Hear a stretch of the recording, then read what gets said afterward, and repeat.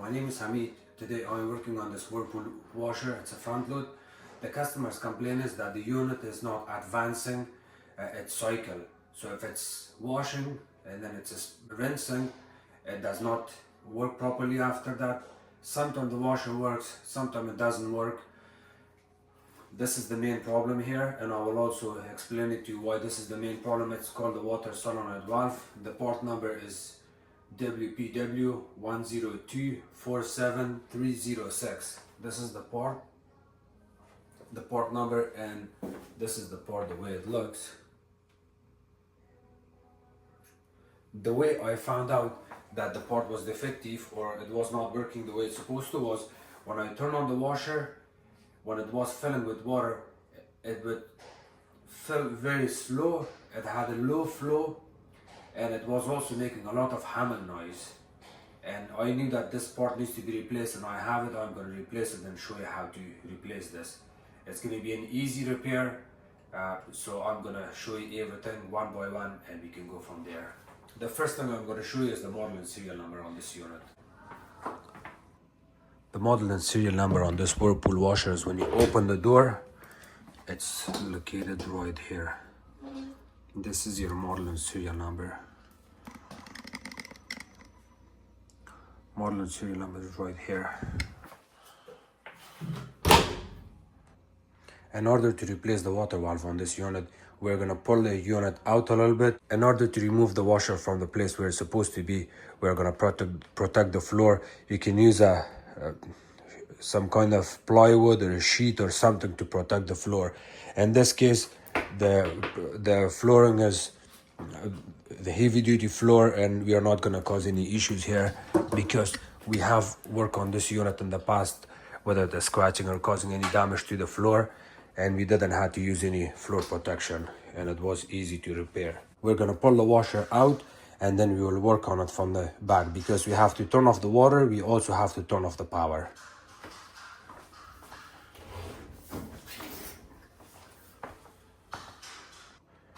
In order to make your job easier, you can use a Dawn dishwasher soap or any kind of liquid soap to spray some at the bottom here and a little bit right here. By using this, once you pull the washer out a little bit, it's going to make the job so easier. It's going to get out smoothly. Once you add that soap in there, the washer will pull out very smoothly. But you still have to kind of go back and forth, walk it out to get it out of its place. Here. I have unplugged the washer already. The water is off now, and you're gonna have to disconnect the water lines. Remember which water goes where? This is the hot one. It says H. I'm gonna show you. Remember, this is the back of the washer. This one is the hot water, and if you see right here, it says H. See, it says H, and there it says C. The C is for the cold, H is for hot. You just to be on the safe side, write down H and then write down C. You can even write down C here, H here. After marking down the hoses, you can use a special tool like this. You can only have this, or it's necessary for you. If you're a technician, you need to have one of these. If you're not a technician, you're a homeowner, you can even use just a regular channel lock or a plier. It's gonna do the job. So the way you open it is it's gonna leak a little bit water. Be ready for that. You can always use a towel here to catch some water, and then the way you open it, it kind of goes like this, like that. See, and then open it at the same time. And if you don't have this tool, you can always use this channel lock. The same thing. You hold it there, kind of go like that. Once you open it a little bit, you will be able to remove it with your hand.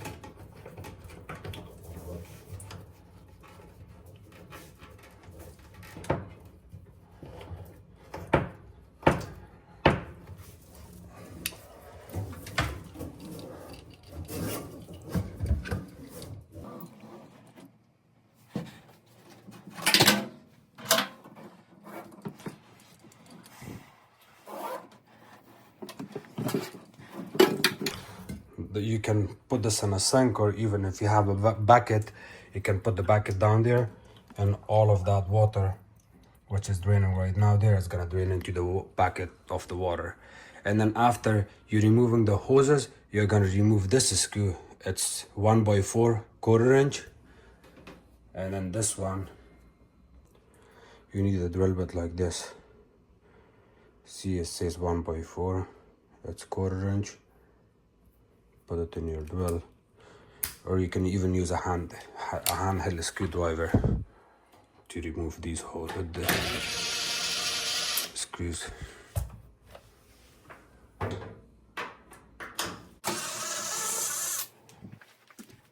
And once you remove the screws, you put your hand on it like this with your palm, go like that, and go back and forth, lift it up.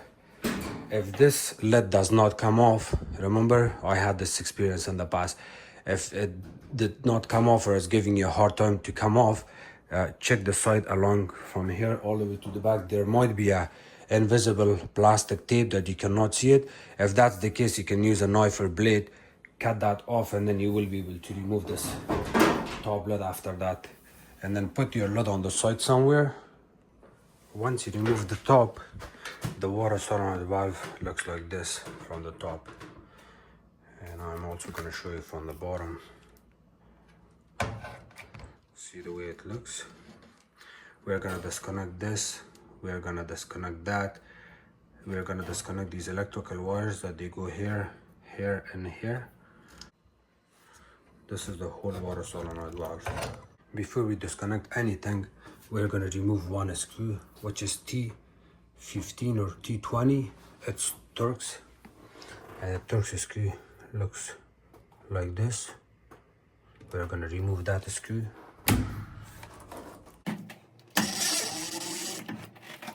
Once you remove the screw from the back, you put your hand here and push it that way. You're pushing the whole water solenoid valve that way, and then it comes off. Let me see.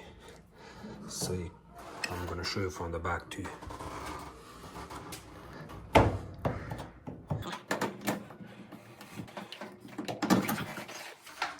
You will have a little bit hard time to pull it out because there's also hoses in here.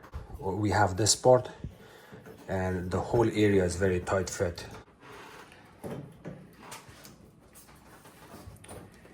Hold it, and we have a small tabs here. We're gonna have to press on the tab and then pull the connector off. We may need to use a small flat screwdriver. Since this is going to the garbage, you cannot use it anymore. You can also break it if you want. Open that, and this one you can break it so you can remove your connector off. Do not pull it from the wire, just break that and then you can pull it out easily. You can always take pictures if you're not sure how they go. Here's the red one, the same thing. You can insert your screwdriver like that, break it, and then this one you can also break it too. Here. And now you can remove it. And then of course the last one, stick your screwdriver, pry it, it's gonna break it off. And then the bottom tab, break it off too, and then remove it. Remember to not mix them up because there's two blue. One goes on the other side, one stays on this side. And now the next part is to remove this hose and the clamp. You can use a needle nose plier. I usually remove all of this before I even disconnect the water valve from itself, from the place. You can even reinstall it back in like that, and then press on the tab, on the C-clip, or on the clamp, and then keep pushing it down. See, it went all the way down. Please wear gloves if it's your first time because you're gonna cut your hand if you don't. I've done this in the past couple of times, that's why I'm not scared, and it's not gonna cut my finger or hand. So you have to pull it from the bottom and pull it back and forth, pull it off, and then we have another one right there. See if you can see it or not. That one you're gonna disconnect. So what you can do is press on the clamp. So you see this, there's another one right there. I'm gonna show you from here. So this clamp, you can use your needle nose plier, press on it, and then pull it off, like that.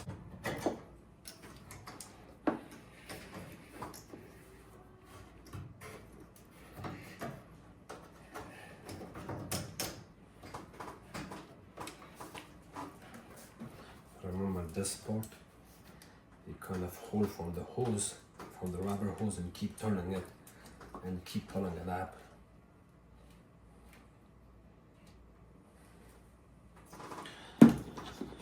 And now you're gonna get your new water valve and insert it right here, the same way. Make sure it's tight. Do not hold it from here, hold it from the bottom, this area tight, because you can break these easily. Kind of line it up. If possible, since you have a good way of looking at these clamps, you can also adjust this clamp here before you even add it back in, because it's going to give you a hard time. Just like that. Now you can push it back in.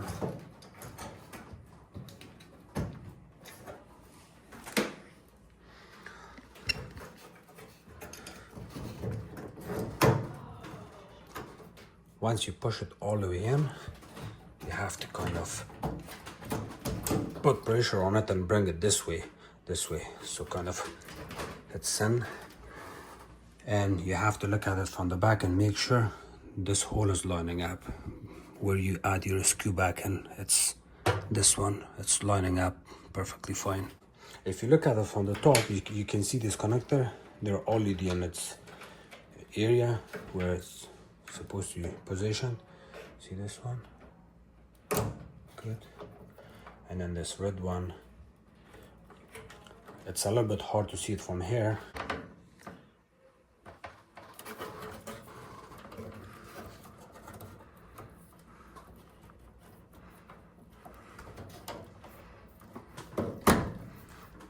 And the last one.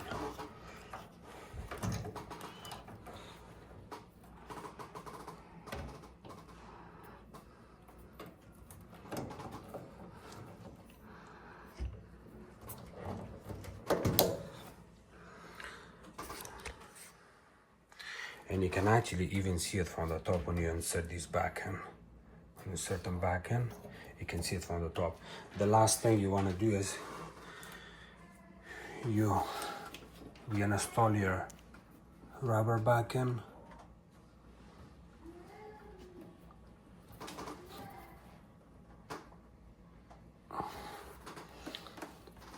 And then of course you bring your clamp back in.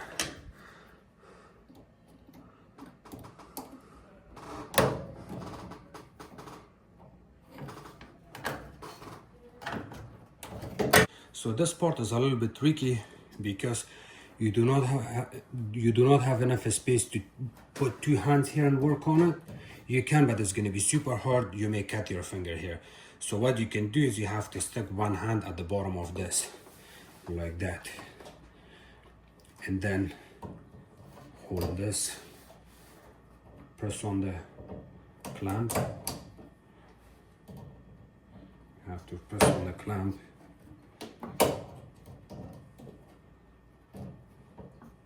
So you kind of reposition it and put your nail at the back here. While you're pressing on this tab, on the clamp, you press and hold it, and at the same time you're holding your nail at the bottom to line it up and bring it. That's the proper way to do it. Otherwise you're gonna have a very hard time to reinstall it back in. Don't be scared if you lost your screw. it's not a big deal. You can always use a different screw, because the way it goes like that, you're using the screw right here. Here it's perfect.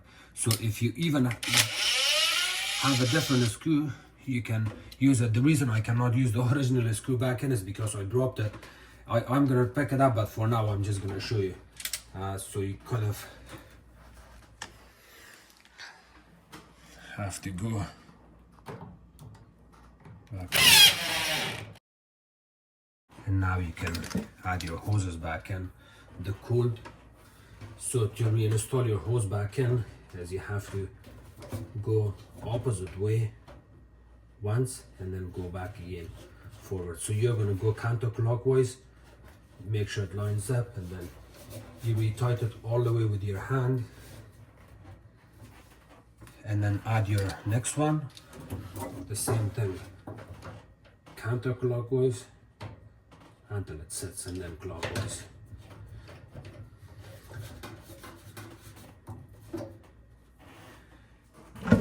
So if you go counterclockwise, you're not gonna strip this. If you go clockwise straight, even if the hose is not sitting here, you're gonna damage it, and there's possibility you're gonna strip this, and then you would need a brand new water solenoid valve. So to make sure you're on the safe side, it's not only on this one, it's on everything. If it's dishwasher, dryer, washer, you're installing your hoses back in, please do not go straight to clockwise. Go counterclockwise one or twice, and then go clockwise when you hear a little bit of thump noise.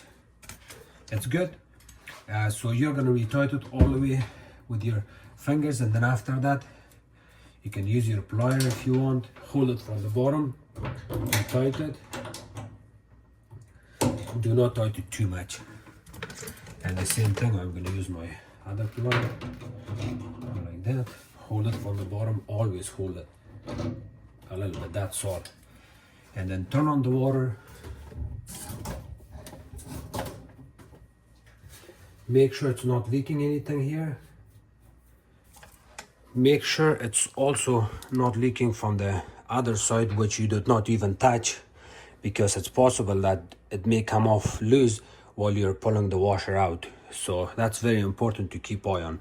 Double check there, double check here, and then you can also double check this part, make sure it's sitting properly. Double check that part, your connections. Make sure, check this area to make sure you did not damage anything or you did not pull off anything. After that, plug the washer back in.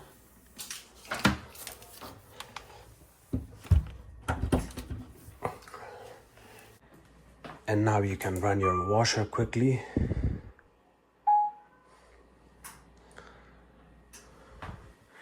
When you run the washer, you're gonna keep eye on straight this area to make sure it's not leaking anything. If it's not leaking, the washer runs perfectly fine. You need to put your lid back in. Thank you so much for watching my videos. If you guys have any questions, please comment below. Don't forget to subscribe to my channel, like my videos, and share it with others. You can also follow me on Facebook. It's called Hamid Appliance Repair. Thank you.